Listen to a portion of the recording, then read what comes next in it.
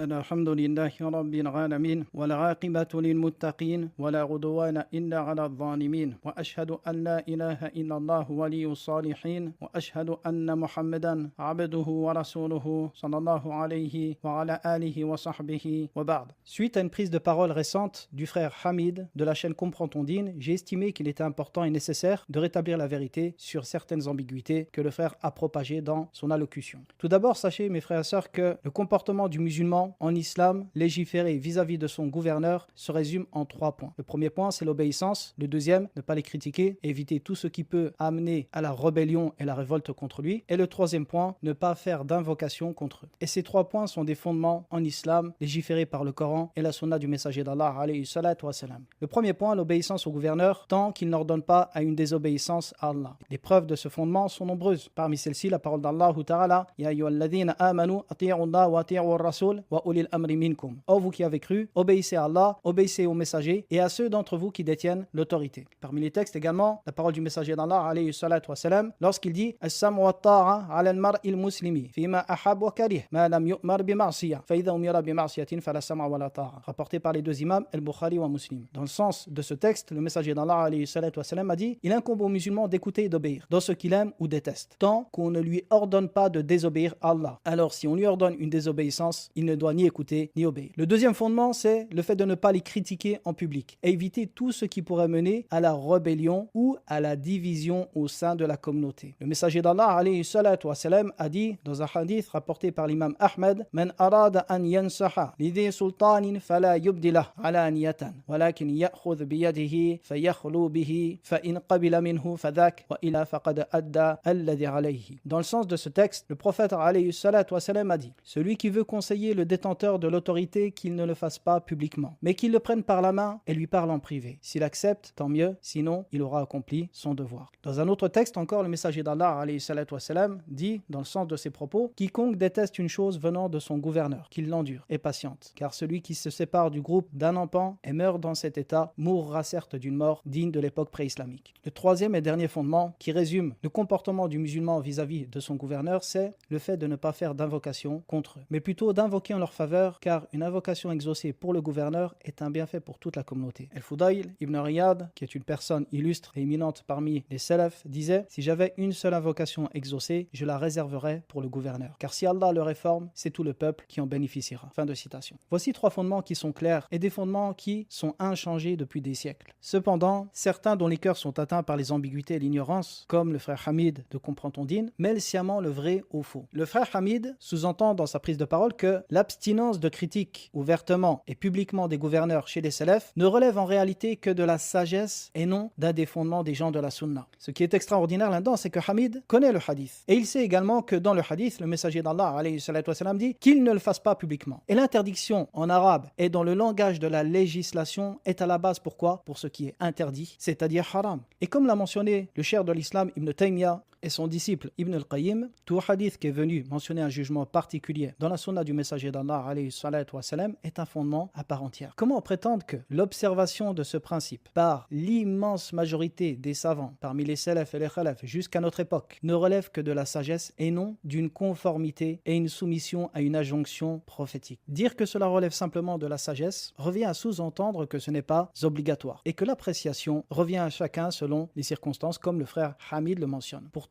le hadith est explicite. Et comme le dit Hamid lui-même, il faut comprendre ces textes par la compréhension des salafs. Et parmi la compréhension des salafs clairs et explicites, nous trouvons le hadith de Oussama, rapporté par l'imam al-Bukhari, lorsqu'on lui a reproché « Pourquoi ne conseilles-tu pas un tel parmi les gouverneurs ?» Il dit « Vous pensez que je ne lui parle qu'à condition que vous entendez ? En vérité, je lui parle en privé et je refuse d'ouvrir une porte dont je serai le premier à l'avoir ouverte. » Fin de citation. Mais le frère Hamid, comme je le disais, mélange le faux au vrai, de telle sorte où il vient lui-même avec des arguments qu'il va démentir lui-même. Il dit que critiquer le gouverneur n'est pas un fondement, mais le fondement est de ne pas se rebeller contre lui. Pourtant, si l'on médite ses propos d'un point de vue rationnel, on comprend aisément que la base de toute rébellion et son commencement repose sur la critique du gouverneur. Et il y a une règle simple en islam qui dit que tout ce qui est un moyen menant à un interdit devient également interdit. De plus, d'un point de vue historique, la rébellion et la révolte ont toujours commencé récompensés par des critiques publiques, même si dans certains cas elles étaient réprimandées. Et ceci car la place qu'occupe le gouverneur en islam est un des fondements des plus clairs et des plus importants. Le gouverneur est le point central de la société, car la paix, le développement, la sécurité et l'application de la charia ne peuvent se concrétiser sans gouverneur, ni lorsque son autorité est remise en cause. Et c'est pour cela que ni la critique, ni la rébellion contre lui est autorisée en islam, car tout ceci revient à un principe fondamental dans l'équilibre de la société islamique. Et ce qui est étonnant, c'est que le frère Hamid lui-même mentionne la parole de l'imam al-Bahbahari lorsqu'il dit « Sache que si tu vois quelqu'un invoqué contre le gouverneur, sache qu'il fait partie des gens de la passion. » Puis Hamid commente cette parole en disant « Ceci est une indication et pas un fondement. » Alors l'imam al-Bahbahari lui-même lit un jugement, celui de la passion, terme qui était employé à cette époque, sachez-le, pour définir un égaré ou un innovateur. Il lie ce jugement à une action bien précise qui est l'invocation contre le gouverneur. Il n'y a on ne peut plus clair pour exprimer un fondement de la sunna. Car le shir, l'imam al-Bahbahari dit celui qui le fait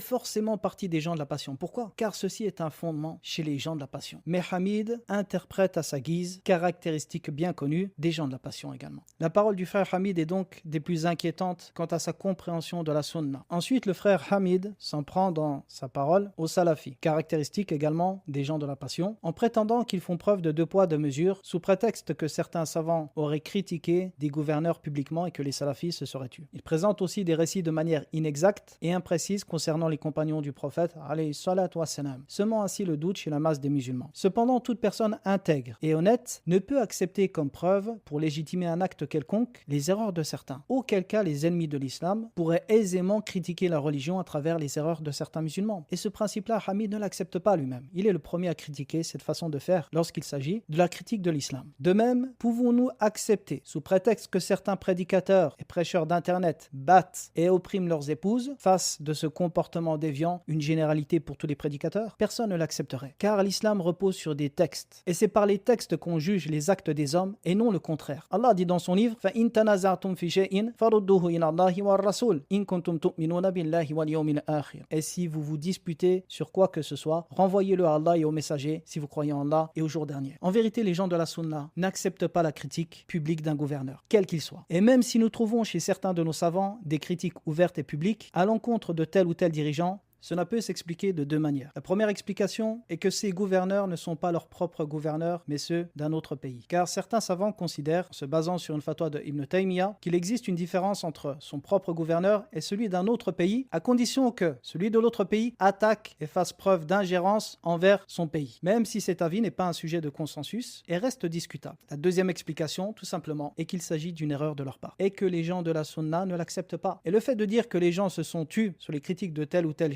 face à tel ou tel gouverneur est une erreur. Beaucoup sont ceux qui ont critiqué cela parmi les gens de la sunna, car les conséquences et les méfaits de cette critique sont immenses. Même s'il ne s'agit pas de notre propre pays, il n'en demeure pas moins qu'elle affecte d'autres pays musulmans. Quant au fait de dire que Cheikh Ibn Baz à son époque a lui-même critiqué certains gouverneurs, eh bien cela concernait des cas de mécréance clairs et sans équivoque, liés à des règles précises. Il s'agissait donc de situations particulières. Et la base demeure que nous ne voyons pas les salafis critiquer, ni leurs propres gouverneurs, ni ceux des autres pays. Et si certains le font, comme je l'ai dit précédemment, soit c'est parce qu'ils estiment que c'est permis lorsqu'il ne s'agit pas de leur propre gouverneur et que ces derniers attaquent leur pays, soit c'est une erreur de leur part que nous ne cautionnons pas. Enfin, prétexté par le fait que le cheikh Abdel Mohsin al-Abbad, qu'Allah le préserve, a critiqué certains ministres ici en Arabie, relève de l'ignorance du sujet. Car beaucoup de savants font clairement la distinction entre le ministre et le gouverneur. Le gouverneur, c'est le chef du pays, tandis que les ministres travaillent sous son autorité et ne partagent pas le même statut juridique. Ainsi, la critique adressée à un ministre ne rentre pas dans l'interdiction de la critique du gouverneur. Dernièrement, le frère Hamid prétend que les salafis font preuve de deux poids deux mesures, car il n'exclut pas certains savants qui sont tombés dans la critique de gouverneurs publiquement des gens de la sunna. Je répondrai que cet argument est faible ou fallacieux. En effet, comme l'ont dit les gens de la sunna parmi les gens de science comme le cheikh de l'islam Ibn Taymiyyah ou encore le Hafidh al-Dhahabi et d'autres parmi les savants anciens et contemporains, ils disent que celui qui est connu pour défendre la sunna et s'efforce de rechercher la vérité puis se trompe, même dans un fondement, il n'est pas exclu des gens de la sunna. Ibn Taymiyyah dit dans le Fatawa en parlant de celui qui tomberait dans un acte de mécréance,